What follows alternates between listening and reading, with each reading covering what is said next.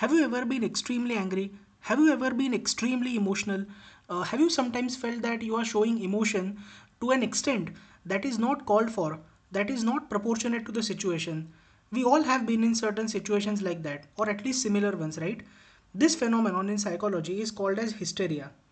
Hysteria is a term which is often used to describe very emotionally charged behavior that seems very excessive and very out of control.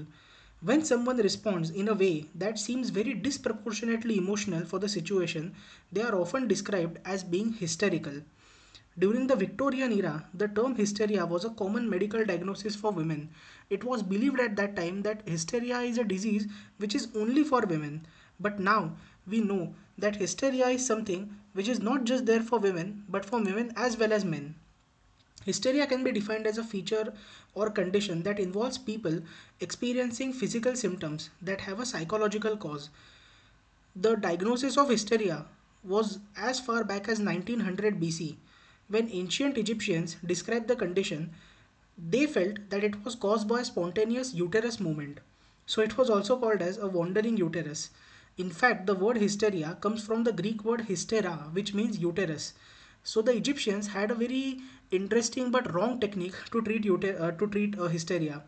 They would take very bad smelling or other scented substances near the female's vulva or the face, okay, depending on whether uterus was moving up or down. The Greek physician Celsus also suggested that virginity and abstinence helped cure hysteria. But this notion was later proven wrong. It was in the early 1600s that anatomists concluded that hysteria did not originate in the uterus but rather in the brain. This understanding opened the possibility that hysteria could affect men as well. Right? So the term hysterical neurosis was first mentioned in 1960s. Helped in the field of psychoanalysis, right?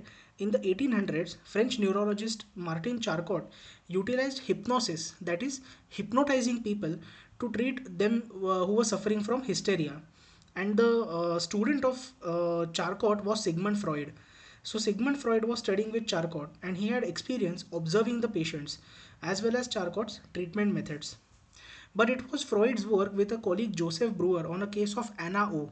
Anna O was a young woman experiencing symptoms of hysteria that helped lead to the development of psychoanalytic therapy. Anna found that simply talking about her problems with a therapist had a major impact on her well being. She dubbed this treatment the talking cure, and it is still referred to as the talk therapy to this day.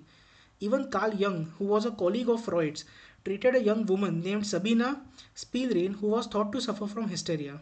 So Carl Jung and Freud often discussed her case, which had an impact on the theories they developed. So, what are the symptoms of hysteria? First symptom can be blindness. It can be emotional outbursts. The people who suffer from hysteria can have loss of sensation. Okay, they have very histrionic behavior, a behavior which is extremely dramatic or very excitable. They may have hallucinations. They may go in some sort of a trance. They may develop some kind of dementia or amnesia. That is, they may forget certain things. They may show a behavior which is extremely emotionally disproportionate to the situation, right? Which is very violent, emotional, aggressive, that kind of behavior. They may experience paralysis, they may faint, they may pass out, they may have seizures, literally epileptic seizures. They can have increased pain, they can have rigidity in their muscles. So these are very serious conditions which are associated with hysteria. Hysteria is also associated with the dissociative identity disorder. So the people who have two personalities in their own, right, are also it's also like a form of hysteria. So dissociative identity disorder is something that we have seen in movies like Split, or in a Hindi film called Bhool Bhulaiya, wherein Vidya Balan's character has two personalities in her own. So that is another form of hysteria. One of it is the ghost Manjulika, which she becomes. So that is a form of hysteria only, right? So why is hysteria caused? It may be caused because of some kind of trauma, because of some childhood pain. Sigmund Freud also felt that childhood abuse, which can be physical, sexual, emotional abuse as a child, that can also cause hysteria. Hysteria can also be caused because of post-traumatic stress disorders, like being in a natural disaster, being in a war, experiences like that. Even they lead to hysteria. Hysteria can also be mass hysteria, like Hysteria can happen not just to one person but many persons at a time. Like for example, in a town called Salem in Massachusetts in America, between 1692 and 1693, more than 20 people were executed by a village in Salem, right? Because on the charge of witch hunting or witchcraft. So there were women in the village who were charged or they were accused of being witches, and the entire village became hysterical, and they executed innocent women and innocent people on that charge. So that is another example of mass hysteria, right? So these symptoms can be also seen in childhood or as a result of childhood abuse, or parental neglect.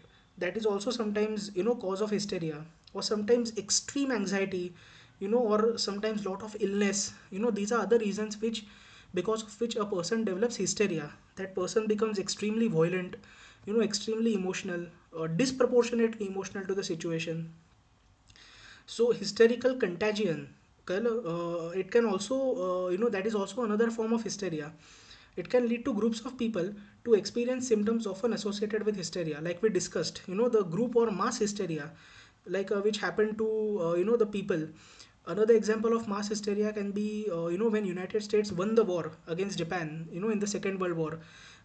There were people in the United States in cities like New York who literally came out on the streets, and it's understandable that they had won the war, but they got into such a hysteria, mass hysteria, that they literally took off their clothes, men, women, everybody, and they literally started dancing on the streets, by taking out their clothes. And it was such a debauchery that, it was a scene that reminded us of, our ancestors, who lived in the forests. Even they were better than that. So that was another example of hysteria. So what is the treatment for hysteria? So treatment for hysteria can be, first of all, therapy, okay, cognitive behavioral therapy or dialectical behavioral therapy. These therapies can help reduce the symptoms of hysteria. Mindfulness based therapy, practicing mindfulness, meditating, doing yoga. These are another some other, like like cures for hysteria. Also, there are some medications like serotonin reuptake inhibitors, which are very helpful. So they increase the amount of serotonin in your brain, which causes balance in your brain. So you should practice mindfulness. You should concentrate on the present instead of focusing on the past or the future. We can engage in breathing exercises. We can write down our feelings to stay in touch with reality. We can be physically active, we can exercise every day. These are some very basic cures for something like hysteria. Thank you so much for listening.